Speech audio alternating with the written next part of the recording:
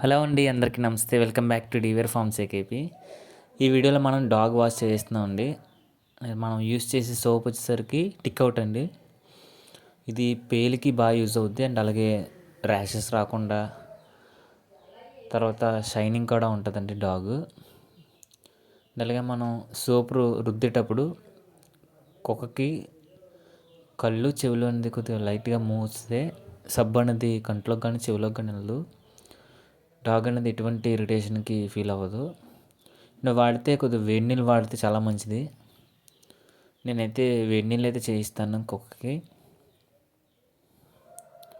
చూడండి, ఈ వీడియోలో నేను ఎలాగైతే చేసినా అలాగా చేయడం వల్ల కుక్క అనేది మనకి ఎడిక్ట్ అయిపోద్ది. మనం ఎప్పుడు అలాగే చేస్తాం, చాలా మంచిది. అంటే అసలు ఎటువంటి ఫీలింగు ఇబ్బంది పడదనమాట మనం స్నానం చేసేటప్పుడు. కొన్ని కుక్కలు అయితే పారిపోతాయి, నీళ్ళు వేస్తుంటే చిరాకు పడతాయి. కానీ ఇదైతే అలా కాదు, దగ్గరుండి మొత్తం ఒళ్ళంతా ఇచ్చేస్తుంది స్నానం చేయించి బాగా అనేసి. సో మనం అలా ఫుల్గా రబ్ చేసి నోట్లోకి చెవులోకి కంట్లోకి వెళ్ళకుండా మనం బాగా చేయిస్తాం అనమాట. అలాగే ప్రతి సండే మనం డాగ్కి అయితే స్నానం చేయిస్తాము వారానికి ఒకసారి. అలాగే మీ కుక్కకి మీరు ఎన్ని రోజులకు ఒకసారి స్నానం చేస్తారండి కమెంట్లో పెట్టండి. డాగ్ అయితే బ్రీడ్ ఏం కాదు, లోకల్ బ్రీడే. మన తెలిసిన ఫామ్ వాళ్ళ కుక్కల పిల్లలు పెడితే వాళ్ళ దగ్గర నుంచి తెచ్చాను నేను. సెక్యూరిటీ పర్పస్ చాలా బెస్ట్.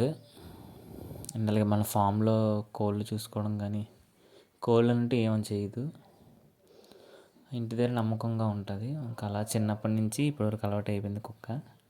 అలాగే స్నానం అయిన తర్వాత ఒక మంచి టవల్తో శుభ్రంగా బాడీ అంతా తుడిచేస్తే కుక్క అనేది చల్లెట్టిపోదు. అండ్ అలాగే ఇలా టవల్తో మొత్తం తుడిచిన తర్వాత కొద్దిగా ఎండలో కట్టేస్తే చాలా బెస్ట్, బేగా ఆరిపోద్ది కుక్క అనేది. మనమైతే మన ఇంట్లో ఉన్న వేస్ట్ టవల్ ఒకటి మొత్తం తువాలతో వేస్ట్ తుడిచేస్తున్నాం. అండ్ అలాగే డాగ్ అనేది ఫ్లోర్ మీద అంత బాగా తడిచిన నేలలో పడుకోదు కాబట్టి ఒక చిన్న మ్యాటీ లాంటిది వేసుకుంటే ఇంకా మ్యాటీకి చాలా ఎడిక్ట్ అయిపోద్ది. మ్యాటీ వేస్తేనే పడుకుంటుంది, చాలా బాగుంటుంది అన్నమాట. చూడండి, కంప్లీట్లీ మా డాగ్ హ్యాపీ, నేను హ్యాపీ. థ్యాంక్ యూ అండి.